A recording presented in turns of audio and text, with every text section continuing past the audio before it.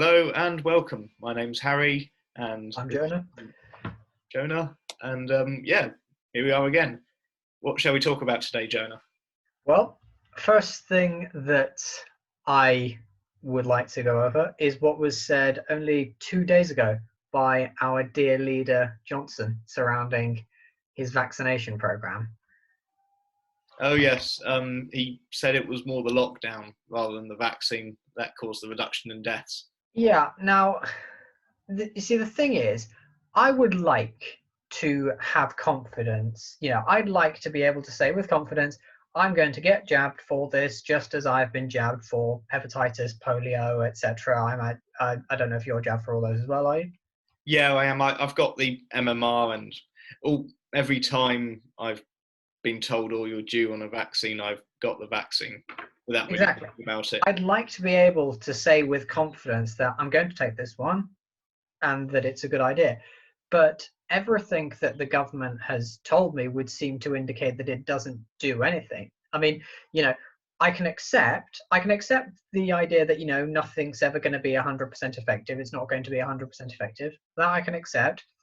What I can't accept, and what still continues to shock me, is the way in which the government behaves as if it's 0% effective. Hmm. So, just an example of some of the things which stick out. Of the government constantly sort of telling us all to get jabbed and then also implying that it doesn't work. So, first of all, there's the government booklet that you get on vaccinations, which I think someone took a photo of, and it says in there, we do not know if the vaccine stops you from getting and passing on the virus. That's number one. Hmm.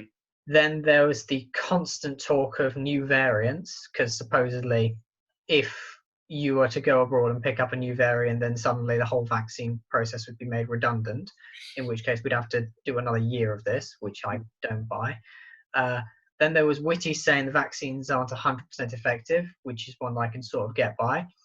Then there was last week or 2 weeks ago when Boris Johnson was asked whether or not it was safe for two fully vaccinated people to meet indoors. So if I've had both jabs and you've had both jabs, technically you'd think it should be safe for us to meet indoors. And he said, no, it's not. Which he said, no, it's not safe enough to do that. So, But you need a vaccine passport, else you're putting lives at risk. this is before you get onto the vaccine apartheid. And then there was this week's comments. So I would love to be. So for all the talk of undermining the vaccine, nobody's done that better than them. Nobody has done a better job convincing people not to take it than the government, because the mixed messaging is get jabbed, but also the jabs don't work. So I think a lot of head scratching is going on up and down the country at the moment because they promised a lot of people, and I was never convinced, you were never convinced, but a lot of people genuinely thought, right, once we're all vaccinated, or a significant number of people are, cry freedom, as Matt Hancock put it. But no, they're moving the goalposts, and it's like Justin Trudeau said. They moved them right off the pitch, is what they've done at this rate. Right off the pitch, yeah. Like, did you see Justin Trudeau? He was in the Canadian Parliament, and Yep. he said, "The vaccine alone does not keep us safe. We have to comply with these social distancing and mask mandates." I really don't understand that, because it is evidently clear that these people do not have either. They do have confidence in it, and they're sort of using every trick in the book to maintain this level of absolute power, or they don't have confidence in it. The issue is that they can't pick one narrative and just stick to that. I think they secretly wish that that the vaccine had been invented a bit later. Perhaps the vaccine was invented too early for them. Yes, a bit too early for them to pick a narrative they can't keep, and it's like, guys, we want to keep. We're not stopping until we have full digital slavery, until it's permanent, until every last small business is gone. I'm not sure people have confidence in it either. I mean, I know a lot of people who've had it, but when people then see that countries like Denmark have suspended AstraZeneca permanently, and then other vaccines in America have been suspended pending investigation. It's Johnson & Johnson that was suspended over this week or something, wasn't it? That's right, yeah. And when you have clinical trials that were incomplete until I think 2023, and and you're being told, oh, and you still don't get your freedom back. I think that's going to be a real turning point for most people, because it's just it's a real in your face, haha, you fell for it betrayal. But it's not just that. If I, as I have done, when I asked people about, the ones that have had both jabs, to sort of justify whether or not, okay, you've had both jabs, so do you feel confident going back to your normal life and doing everything exactly as you're meant to? And it's sort of, well, not exactly. I mean, it's still very important to be careful, to stick to all that. I don't think people feel confident in getting it. I think that there's a lot of peer pressure in getting it, in not wishing to be seen as, crazy, having not bit had like doing it. drugs, isn't it? There's this sort of oh, go on, just do it. Yeah, so that, and also I think that people have resigned themselves to the fact that the vaccine passports are coming in, and so it's sort of, they've got no choice but to take it by this point. People are willing to accept it because the consequences are the total end of their normal lives as it is, which I think is which is just one of the other many long-lasting signs of the pandemic that nobody has spoken about. What alarms me is, because so many people are convinced that they are in immediate danger, they don't become as angry as they ought to be about the fact their lives are being held hostage. The idea that a government can cancel your life, ruin your life, if you don't take a medical intervention, it is basically a hostage situation. But people don't see themselves as hostages. It's a bit like in, it's It was that quote from Huxley or something where he says that the perfect tyranny is one where people come to love their slavery. Or I must have butchered that one, but it's his quote where where he people said are. that is the perfect situation. Yeah, he called it a painless concentration camp. I mean, it's not painless if you're thinking, but it's or if you're stuck in a care home. I wish it was painless, but it's psychologically it's certainly not painless. And If we're talking about psychological warfare, there was an announcement from someone from Sage yesterday. This wasn't even an order. He said that masks will continue without whether or not there's a mandate for it, and I think he was right about that.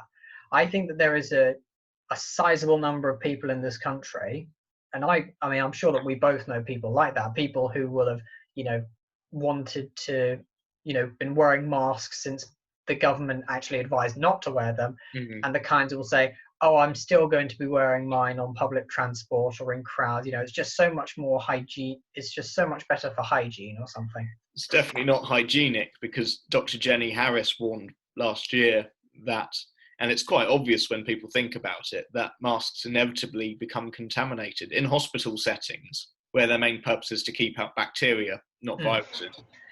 In hospital settings, you have to dispose of them every few hours, I think. Yeah, you have to change your mask but what we've got here with our mask situation is people sort of take them off, put them in their pocket, put them back on again. I mean, I saw a guy on the Central Line once, and he took off his mask and he put it on the empty seat next to him that a guy had just been sitting on. He then ate a sandwich, got crumbs all over it, then with his hand, which he would have used to touch escalators and poles, he then picked it up and put it back on his face, having been where someone's arse crack had been about 5 minutes. Exactly. It's something I remember from masks in early of last year, when they were saying, the minute you take it off, it becomes sort of, it served its function. The minute you take off a mask, and put it in a pocket or put it down somewhere, then that's it. It's no longer sterilized. You can't put it back on and expect the same level of protection. It got me thinking, do you remember that Scottish advert where the young girl goes out with her friends and gets the virus, and the virus is signified by green goo all over her face, and then she goes home and kills her grandfather. Yeah, gives him a cup of tea, and then he touches the cup and he's got green stuff all over his face and goes, lovely cup of tea. Yes. Imagine if they applied a mask to that advert, where she touches her face and she's got the green goo all over her face. If they applied that logic but she was wearing a mask in it, people would immediately see just how futile masks are, because you'd see it take. It's exactly another thing that people do with masks. The first thing that people do with their masks is, take them off and touch their face, because the whole idea is, you're not meant to touch your face, but people just end up doing that anyway, with or without a mask. Mm-hmm. Another unintended consequence of this, I've seen this twice in Lidl, is people cough into masks, and they think that the mask is a substitute for their mouth. Yes. So if I go like that, I cover up all the germs because the hands are solid. But they don't think you have to do that when you wear a mask. So I saw a guy opening a fridge in a supermarket and coughing loudly into his mouth with all the germs going everywhere. And he thinks he's saving lives, and presumably that I'm endangering lives by not wearing one. No, you can end up in that situation if you're wearing one and you need to cough or you need to sneeze or something. You don't want to take it off, even though that would probably be better for you to take it off and sneeze into your hand. And even though it's just something which, to bear in mind, a year ago, people would call you or I crazy now for saying don't wear them, but a year ago, all the top scientists, all our medical experts were anti-maskers. Van Tam said the evidence was sketchy. Whitty said that it's not recommended. Fauci said that there's no reason for people to be wearing masks in the streets of America. And then even the WHO admitted that the only reason they changed their mind on masks was because of political pressure. So political pressure on the WHO, presumably from China. Where else? So, yeah. Presumably from China. Political pressure from China got all of them to just change overnight. It took until mid-June where they said, masks will be mandated everywhere. When for months the signaling, the messaging always was, they don't work. It's not a thing that we advise doing. It's just for cosmetic reasons. That was the narrative that they still stuck with in Sweden and they completely ignored the Denmark study in Denmark, which was the only hard evidence RCT trial, which showed that statistically they made no significant difference, and they ignored that. And it's an interesting, funny story from the other day. I emailed my MP to ask her what the evidence was for mask wearing, saying, can't you just make it, optional, maybe even advisory, but not mandatory? Because what's the evidence? You need hard evidence to mandate it. Yeah. And my MP got back to me saying, I'm following the data. This is the data I go on. You may be interested in reading it. And she sent me 2 government documents from Public Health England. And I thought, right, so this is what she uses to base her support for the government's policy on mask wearing. And I opened them both, and both of them openly admitted that the evidence was weak. And I'm thinking, I asked you for evidence that masks work, and you just sent me documents telling me what I already know. If the evidence is weak, then if you're admitting that the evidence is weak, then there's absolutely no reason to mandate something like that. You're ordering people what to wear and threatening them with fines over a what if, effectively, over maybe, possibly it does something, we don't know, but if you don't wear it, we'll fine you. I didn't wear one last week on public transport when I was out. I got a few stares from people. Interestingly enough, TfL workers, drivers and such, they're not wearing them. They're good people. They absolutely hate them. And the other, very often, sometimes I, out of courtesy, will say to them, I'm exempt, even if they don't ask. And the typical reaction from a TfL worker is, no, it's cool, man, it's cool. They don't care. They're fine with it, because they remember themselves having worked during the first lockdown. They remember during the first lockdown when they didn't have to wear them at all. When at the peak we weren't being advised to wear them. And also they exactly at the very peak of the outbreak, and it's the same with shop workers. I think we were saying last week, if they've been working throughout the whole pandemic, and there will be in some cases, but for the most part, none of their colleagues have got seriously ill, and they've been exposed to literally everyone. Yeah, they have seen everybody, because these have been the only places which people are allowed to go. Exactly, yeah, and they're exposed to every walk of life. Everyone needs to eat, so everyone goes in there. And I haven't noticed any of the shops I use regularly. I've not noticed any That absence. was another problem, by the way, which I don't think people considered with with total lockdowns. When you lock up, when you tell people they can't go to these two certain places, they'll just all end up congregating in the few places that you can go to. So Exactly. when you say, right, we're going to close all the hospitality, again, hospitality was not the big super spreader zone that we were told it was. Neither was outdoor sports, neither was, going to a restaurant or anything. These weren't super spreader areas, but all you do in closing them is basically get people to move to parks and beaches, at which point all the moron lockdowners on social media will say, oh, look how terrible it is that we've got lots of Yeah. people crowding into these places during the nice weather. When you close everything, what the hell do you expect people to do? Exactly. That's what happened in Borough Market in November in the second lockdown. Me and my girlfriend went to Borough Market, and I actually brought in fences around the market to make it look as much like a gulag as possible. They basically fenced off parts of it so people couldn't stand around. But what it did was it made the Yeah, alleyway narrower. just So means you've got less space to walk around in. It meant, and because they were sort of checking people as they were entering the main marketplace, which just caused congestion all around the streets around Southwark Cathedral. It made no sense. No, it really, well, the measure, all you do is you just create your own big super spreader zones, if you're going to call them super spreader areas. I mean, we know it's not a danger outdoors, right? We know that. Yeah. No, it's not. And Never is. yet we still get told that these big outdoor events are supposedly where all the numbers are coming from. No, exactly. Coming back briefly to them, I got the specific quotes because I recited them back to my MP, and these are the key quotes. 28 studies were identified, but none of them provided high-level evidence, and 15 were non-peer-reviewed preprints. The evidence was mainly theoretical. And then there is weak evidence from epidemiological and modelling studies that mask wearing in the community may contribute to reducing the spread.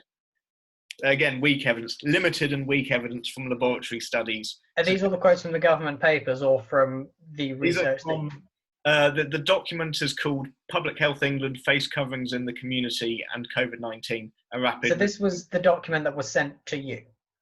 Yeah, this is the one that was sent to me. And it says here that the evidence is theoretical. Exactly, yeah. It makes you wonder if your MP did actually read the document before forwarding it on. I do have to wonder because it was sent to me as if an explanation of why the government's made masks mandatory. No, but if you'd read those quotes out, you'd have thought that it was something that you could have sent, saying, here's why masks aren't a good idea. Exactly. And she sent me two. There was, what's the other one called? Face Coverings in the Community and COVID-19. Oh, it's an update of the same one. And it says, in addition, the evidence has not been graded, meaning it has not been possible to describe the strength of the evidence in a transparent way.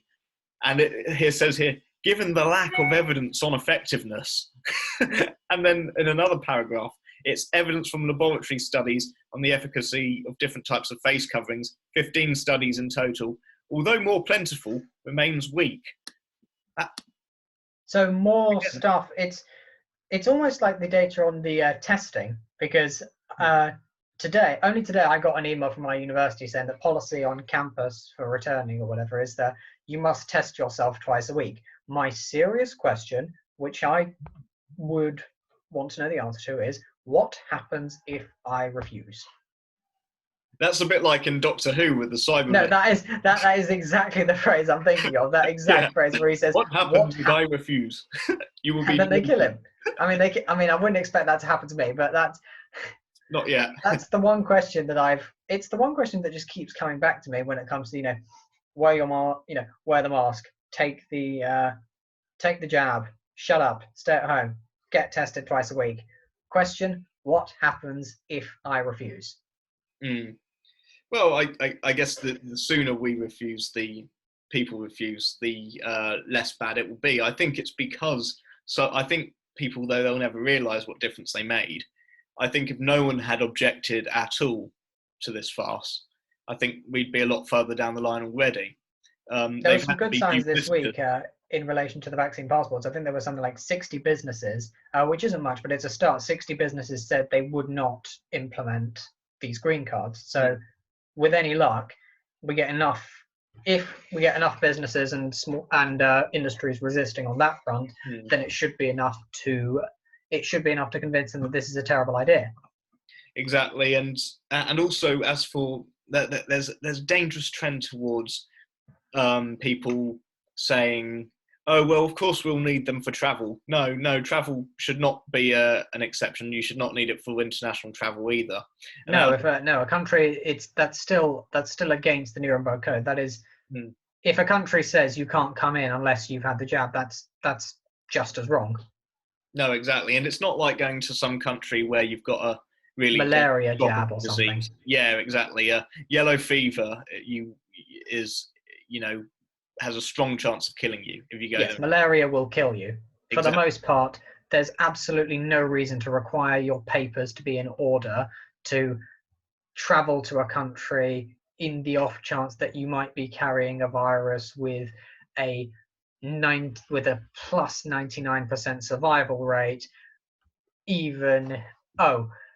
and with a transmission that's very dubious if you don't have any symptoms. They actually, John Ioannidis, who wrote the World Health Organization published peer-reviewed global study on the infection fatality rate. It was initially he put it down as 0.23%. He's done a revised study more recently, which was published this year, and very few people have spoken about it. But it's put the global IFR at 0.15%. That's the fatality rate for this. So we're now looking at a 99.85 survival rate. So we've got a 99.85% survival rate, but the way you talk to people, the way you still talk to people about it, you would think that this was the plague because people have come to think that it is. I think there was a study last September or something which showed that people in this country thought that our numbers were much higher than they really were. I think people thought that you had a 1 in 3 chance of dying if you got it. Yes. And they thought that 7% of people in the UK had died from it. That was the one that started. They thought that 7% of people in the UK had been killed by coronavirus. I don't want to take the mick, but I do feel sorry for these people because, to be fair to them, they've been bombarded with doom and gloom. No, it's understandable why they'd have that impression. You turn on the TV every day for the last year, and it was thousands dead, thousands of cases. Look, the hospitals are overwhelmed. Look at all these people dying, or look at all these people going into ICU wards. It's terrible. Yeah, I wouldn't blame you for thinking that if that's all you've been subjected to for the last year, which most people have. and I think understandably, because what a lot of people say is, why would they lie? Why would they do this? And it is a fair question, especially if you've grown up in a normal free country. You do wonder why people would do something so cruel and so barbaric if they didn't have an extremely good reason for it. It is an understandable question, but what I'd urge people is just to look at human history. Why does anyone do anything? Evil is often inexplicable. You could just as easily ask, why would Hitler do that? Why would Stalin do that? Why would Mao do that? I don't know. Yeah, the attitude of it can't happen here is it's still prevalent. We see that mentality with the COVID lockdowns. It can't happen here. We couldn't do that, but we have. People forget with Germany was that before Hitler took over, it was regarded as one of the most civilized countries in the world. One of the most democratic and free societies in the early 20th century, but it still happened. Exactly. Yeah, despite being enlightened, that they did that, and people thought that couldn't happen in Germany, but it could. But then with us, not only has it happened, but it hasn't just been accepted by people. You've had the worrying number of people that have actively supported and demanded it. It still shocks me how many people can look at what's going on and be completely okay with it, or worse still, demand more. There was I don't know if you follow the lad Bible on on Instagram and Facebook. I expect I do. Yeah, it always appears on my newsfeed. And there was a case of a woman in Scotland. She was 82. Her name was Maureen. I can't remember her last name. Mm-hmm. She went to a friend's birthday party, and the police were issuing her the police issued her a £60 fine. Why? Going to a friend's house. And basically, and the comment section was the bit that worried me most, because the range of debate, as Noam Chomsky puts it, the limited range of acceptable opinion, ranged from serves her right to, oh, how if she was young, people would call her selfish, but I guess it's okay when old people do it, and no one. No, you're missing the point. You're missing the point. In that somebody was just fined. How much was it? £60, I think. You're missing the point, which is somebody was just fined £60 for going out, right?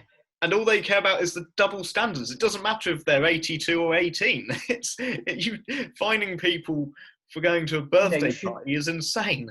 You should not be in that situation whereby you are looking at someone getting fined for going out and you're actually supporting it. You're actually being completely okay. Or your problem is that it wasn't harsh enough. It was the same thing that I saw on a group chat a few days ago when I really hope this person was joking when he said this. He put something out, saying, oh, we had something like 7 deaths today, which is still too much. We should extend the lockdown, in my opinion. Does this guy not know how many people die in the UK normally? No, I mean, I really hope he was joking, but sometimes you can't tell. You can't tell with some of these, with some of our strongest lockdowners. One death is too many or whatever. They don't apply that to other things, do they? Like car accidents or influenza. But influenza's the classic one, and they say, oh no, you can't compare it to flu. But in terms of infection fatality rate, you can, and in terms of who it kills as well, you can definitely compare it to that. I mean, or for vaccination or that, it's the argument that you can give where you say, have you had a flu jab? No, neither have I. Why not? Doesn't kill you, doesn't harm you. There's no reason for you to take it. Yeah, but in terms of years lost, flu for young people is more dangerous. If you look at one recent flu season, the excess deaths overall were not as high as what we've seen in the last year. But in terms of child mortality, the 2014-15 flu season, I have the figures on my bookmarks, was 91 infants aged 0 to 4 were killed in that one season. And COVID has not. No, it's not even close to that. I don't want to give an exact number, but they've, in terms of children, infants, nothing like that amount, not even close. No, it's just another one of those things which people forget. We have had bad flu seasons before. It was like over the winter where the excuse was all the time, oh, look how packed our hospitals are, look how overwhelmed they're overwhelmed every year in the winter. Nobody mentions that. We had more, I think it was, we had more beds available than in 2019, in the winter of 2019 than the winter of 2020. We had more available, but nobody talked about that. It was, always,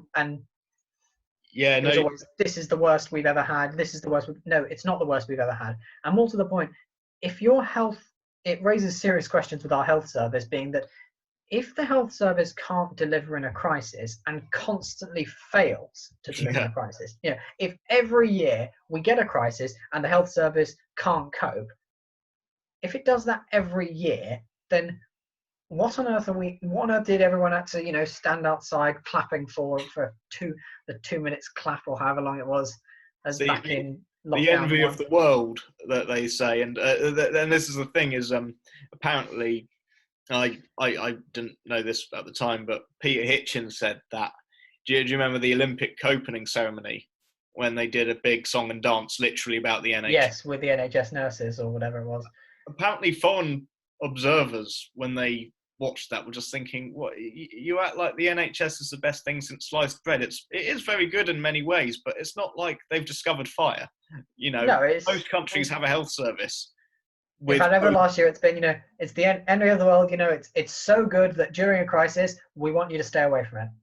It's so good that we have to close down the whole country in case they so good that you must protect it. You must protect that. I mean, at some point, isn't it? That's not what it's for. It's not. It's not the monarchy. It's not the state religion. It's No. there to protect you.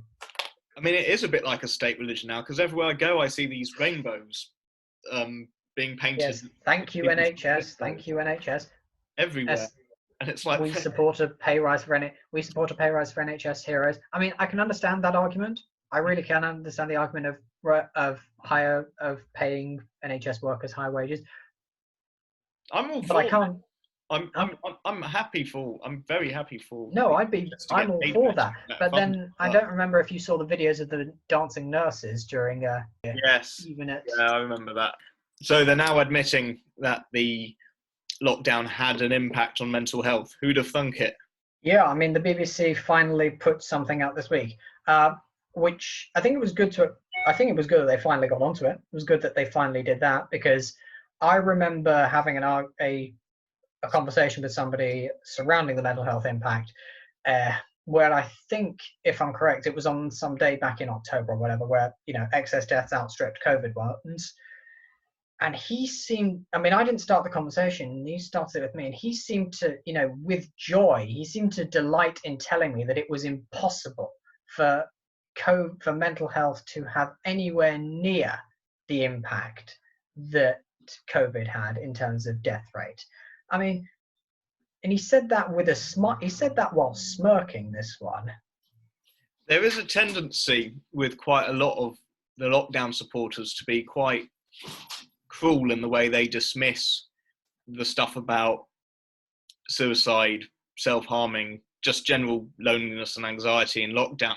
I remember Dan Hodges in the great debate with Peter Hitchens. Mm-hmm. It wasn't that great, but it was decent.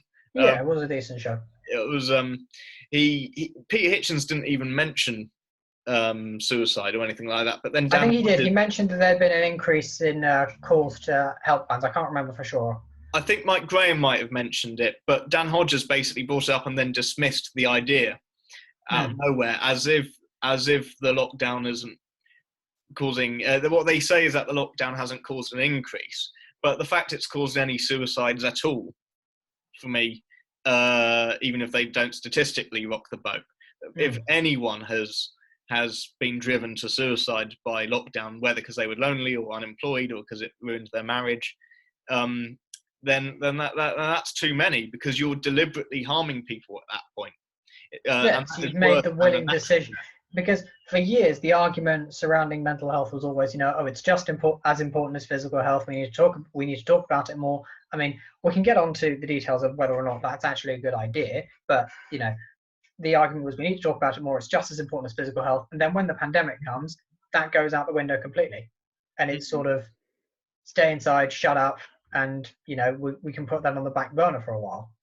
So it's just just interesting how quickly everything they were saying for years was sort of tossed out the window at the first sign of trouble. There's a lot of noble causes that people used to champion, which have been thrown out the window in the last year. It's the same with Save Africa. The third world has been plunged into even more poverty than it was already in by lockdowns, even though COVID has barely touched the third world. Yeah, I know it hasn't touched them, that presumably because they do actually have proper diseases down there which do kill people, which do kill a lot of people every year, and which would be much more devastating if there was ever an outbreak here. I mean, if there were an outbreak of malaria or yellow fever in the UK, that would be devastating. So this, in a way, they've had bigger problems than this for years. Imagine living in somewhere like, I don't know, Malawi or Liberia, and then seeing the panic and the timidity in Europe and the West. I mean, I think what a laughing stock, like the diseases that they have to live with in places like Africa and South America and India. Typhoid, malaria, all of that, and also, they have a huge problem with AIDS in many of these countries, and they're not vaccinated for a lot of things that we're vaccinated for. No, they're not. And and so they don't really have time to put people down as COVID. So there's been so they've not been hit by it at all because they're not looking for it. because No, they've got bigger fish they've to fry. always, as far as they're concerned, if there's a malaria outbreak, which Mm. they get, that's something to focus on. No, exactly. And similarly in Brazil, they panic a lot, and they shout about how Bolsonaro is evil for not locking up his citizens. Apparently, that makes him really bad. But It was still, very funny to watch him demonstrating against his own government, though. it's interesting because he's refusing to lock his people down. But Brazil's establishment are very keen on lockdowns. The thing is with Brazil, and this is what the BBC always does. They want you to focus on Brazil and how bad it is, but they will never tell you, and they'll tell you Brazil has the second highest death toll in the Americas. But of course it does. It's got a population of over Yeah, it's got 200 one. million. It's the same when people cite, the United States is extremely high death tolls. Always look at the US, look at how many deaths it's got. I mean, you'd have to willingly and deliberately not understand how the United States works, in that you can't have a coordinated response across all 50 states.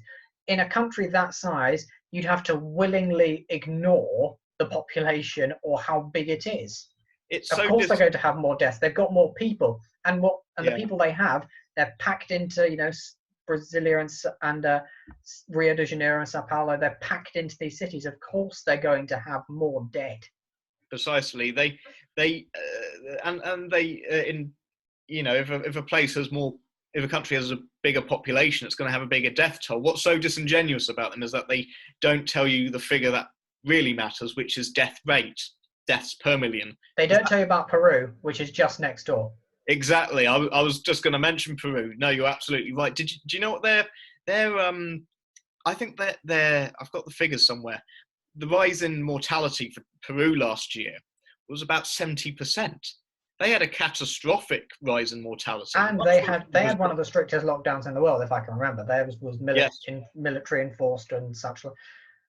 extremely strict. They locked down early as well. They locked down soon. Yes, they did that. They did what we were all told was the great thing, which was locking down early. If we locked up sooner, then we'd all be fine. Well, they did. Mm. Didn't work. Didn't work. You hear about Bolsonaro, but even I don't even know the name of the president or prime minister of Peru. Neither do I. I just know that they had a really strict lockdown. They had a terrible death rate, and nobody mentioned it. Nobody thought to cover their lockdown because everyone was always they were just too focused on having a go at Bolsonaro for apparently not locking up his people. This is the man that, I mean, I don't know how much you know about Bolsonaro, but when he was elected, it was as if Brazil had elected a dictator or something. So in this case, they were mad at the dictator for not locking down his people. I know. It's like with Lukashenko, isn't it? He's Europe's last dictator, and yet Belarus had no restrictions at all. It's more like Belarus is free. Belarus is free and open, as is Russia. Freedom. It's the new West Berlin. It's they kept the clubs open. Did you see Lukashenko when he did that interview very early on? I didn't see the video of Lukashenko, but I saw the video at around Christmas time or in December time of the streets in Minsk, and it was just completely fine. Oh yeah, they were clubbing. They were having, the opera house was open. The nightclub. They were doing their Christmas shopping completely fine. No masks. They had queues, but exactly, Christmas markets and all that. It was it was a beautiful sight. I mean, Minsk has never really been on my bucket list, but it is now. I remember a year ago, Lukashenko was asked by a journalist why he wasn't locking down, and he was like, he was in his hockey gear, and he just replied, well, it's better to die standing than to live on your knees. He said, do you see a virus flying around? I can't see it. Me neither.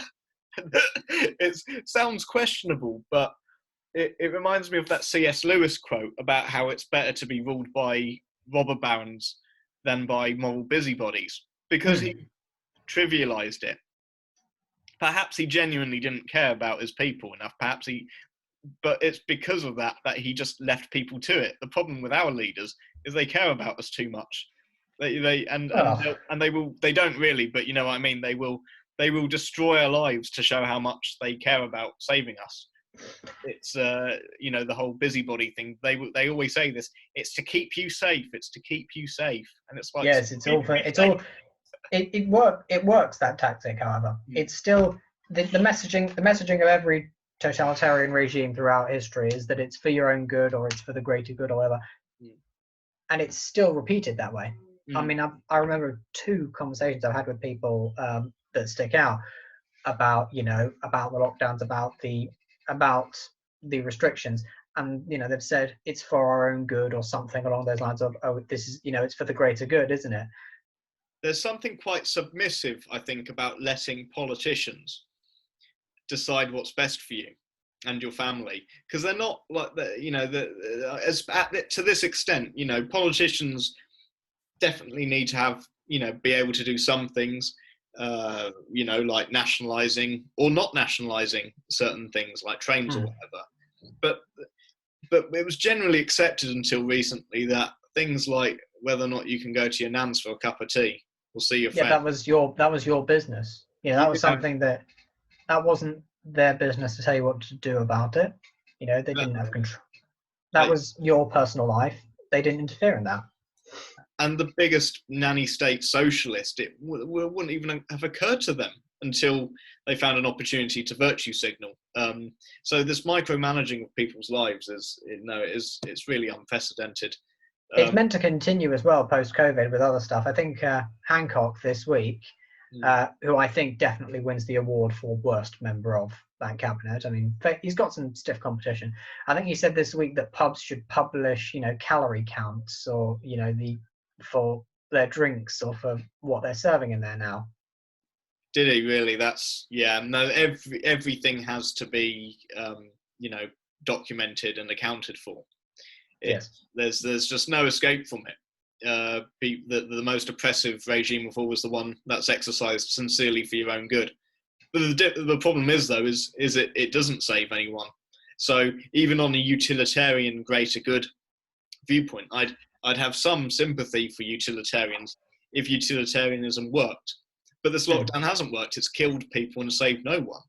And we can be certain of that from Sweden and from Japan and from Belarus because they're fine. I don't know too much about the Japanese response to COVID. What exactly did they do? Because I didn't know that they had no lockdowns at all. It's very interesting, Japan. It's little known because you know how they often, the zero COVID people, they'll talk about Taiwan, China, Singapore, they'll talk about New Zealand, but Japan didn't lock down at any point.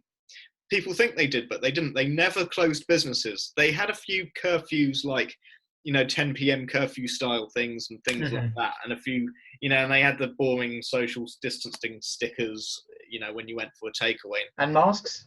Well, masks are not mandatory, but they're encouraged, and people wear them as common practice. Yeah. But they never told people to stay at home. They encouraged it, and they encouraged businesses to close, but they didn't. So it would have been a bit like it was here in the weeks before the first lockdown. It was a bit quieter than normal, but no, people went to work and they were accused of being reckless for it because they never locked down. They were getting the Sweden treatment initially. Yeah, they were told that, sooner or later you'll bend, sooner or later you'll break, that sort of. I'll show, I'll read an article out to you. I won't read the whole thing, obviously, but the headline, this is from the 15th of April, 2020. Japan could face 850,000 severe cases and 400,000 deaths, dire health ministry report warns. And they suffered no excess deaths last year at all. I think they were a 10-year low, but they were one of the few countries in the world to not have any excess mortality in 2020. Country of a population that size, that's good. It's a much more remarkable thing than Sweden, actually, because people say it's nonsense. Sweden is a comparable society, but Japan has twice the UK's population, and it's got an old population. It's got an aging population. It's got a majority urban population. It's got. Can we compare ourselves with Japan? Absolutely. I mean, they, if anything, were more vulnerable to this virus than us, partly because of their proximity to China, where it started, but also because they've got an older population. They're much more densely populated. They're famous for their tightly packed subway trains and they didn't lock down at all and they didn't close businesses. That whole idea of not being compared to China, it was ridiculous that for a year the treatment that we've had is look at New Zealand, why can't we be more like them? And then it was, oh, can we be more like Sweden then? And it was, oh, no, you can't possibly compare us No, to Sweden. You can't. you can compare Britain with an island, an archipelago of 5 million people. With a tiny island on the other side of the world, which when nobody goes at all. Exactly. It's thousands of miles away from Australia. It's not even close to Australia. That's how far away it is. Yeah, for all the talk of how well they've done, you've got an easy job. All you've got to do is order 2 small and wealthy islands on the far side of the world where nobody goes, and you have the luxury of a compliant population if you're going to use that. They are a very compliant bunch, the Kiwis, it would seem, regrettably. I mean, not that we in Britain are in any position to talk, but no, New Zealand does seem to have a particular enthusiasm for. Exactly. You have all that at your disposal. What exactly do you expect to happen? I mean, it would have been a surprise if you hadn't had an amazing COVID or whatever. What's quite, if you wanted to use the whole similar neighbours argument, you could, if you looked at the worldometer, say that New Zealand has one of the highest death rates in Oceania, because technically it does, because all those other islands have actually had lower death rates. And it's interesting, Papua New Guinea, which, unlike New Zealand, actually shares a land border with another country and has a bigger population than New Zealand on a smaller landmass. Papua New Guinea is 8 million people, New Zealand's about 4 or 5 million people.